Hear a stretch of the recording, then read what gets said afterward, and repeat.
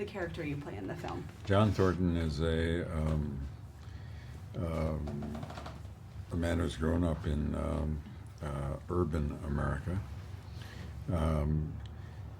He has a son and a wife. He is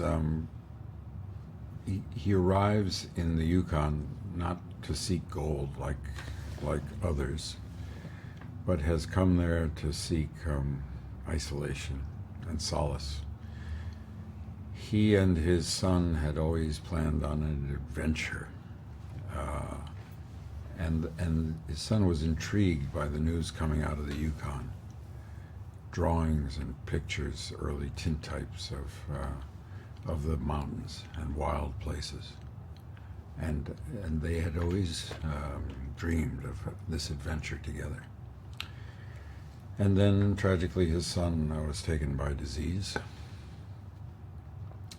that proved to be a difficulty he and his wife could not overcome together, and he ran away. And it is in the context of his relationship with the character Buck, the dog, that he finds the courage to go back and face the circumstances that he's left behind, and to redeem himself. And Buck while Buck's adventure is to meet his destiny, to join his animal ancestors, and to hear the call of the wild. At the same time, there's a nice dramatic roundness to Buck's influence on Thornton, creating this instinct to move towards redemption. And what inspired you to want to be in this film? The emotional power of that relationship, And the very talented people involved in the telling of the story.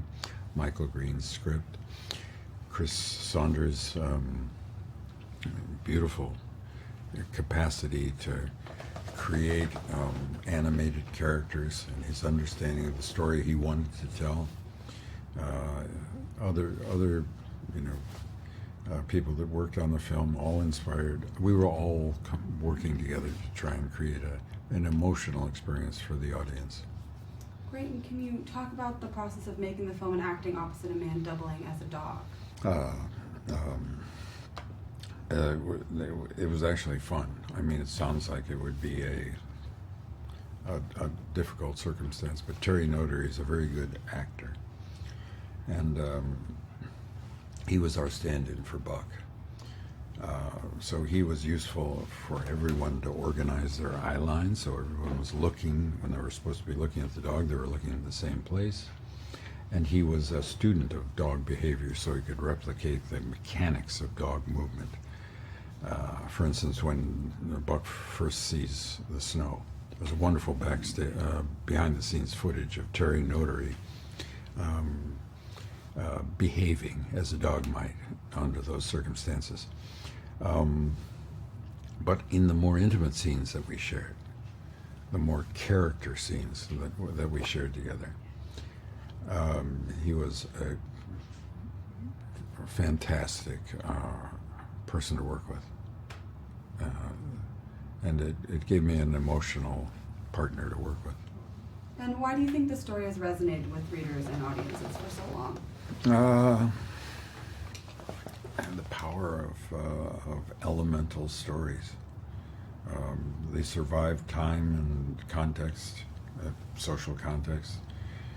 Context of time. This is a book that's been around for 100-some years, almost 120 years. It's never been out of print. So there's something in there that survives, and I think it's because it recognizes the elemental power of nature.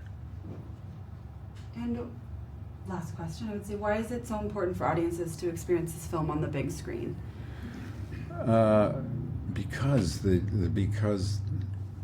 world is big screen.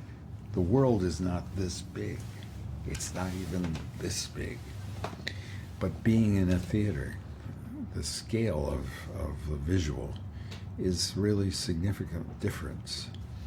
That, plus the fact that you're in a theater in the dark with strangers. You've come there, you're experiencing the same thing. You're feeling much the same thing. So you get a sense of your, of a common humanity, which is a very positive thing that we're missing in a lot of other parts of our life. We follow Buck, and there's 3 main chapters. He's a California house dog, and then he is stolen and sold into what is the Yukon Gold Rush. And we play a couple of mushers who are delivering mail, and we end up working with Buck on our dog sled team. And hijinks ensue.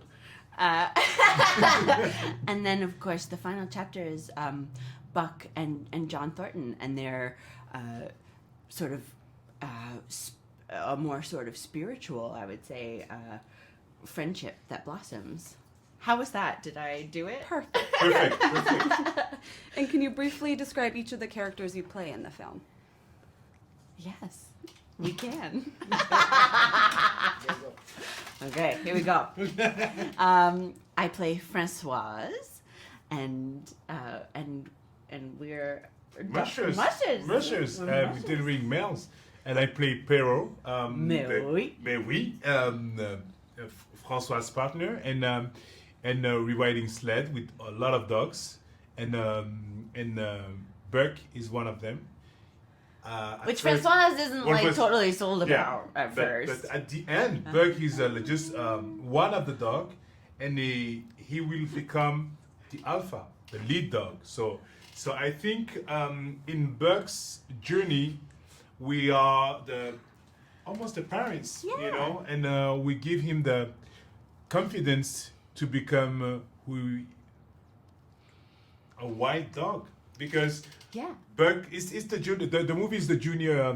It's Buck's journey, and he will become. He's a domestic dog, and he will become a wild dog, almost a wolf, and I think And we just like help him on his journey. Exactly. As it turns out. Exactly. We don't realize that, of course, at the time.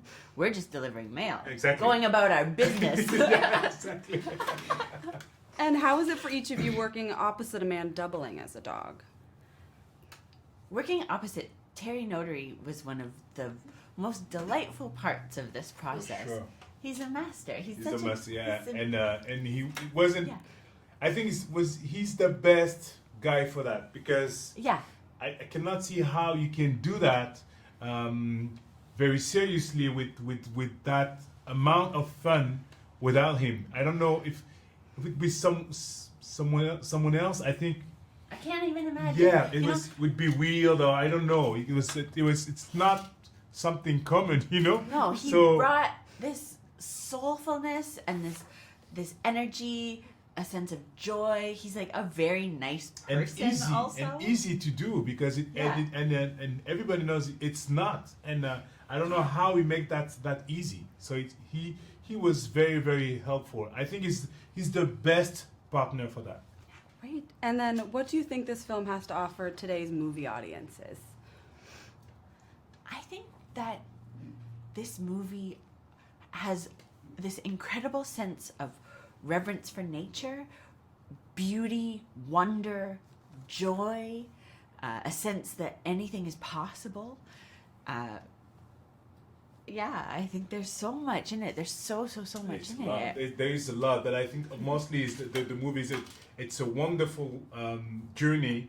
It's also a very beautiful traveling, you know, and with adventure. So it's a lot of that, and I think we're gonna, and people who love dogs will like connect with a very, very special dog. Great. And then, so why do you think it's important? Yes. Oh. Well, why do you think it's important for audiences to see this film in a theater? Oh, I think that if you can, definitely see it in the theater.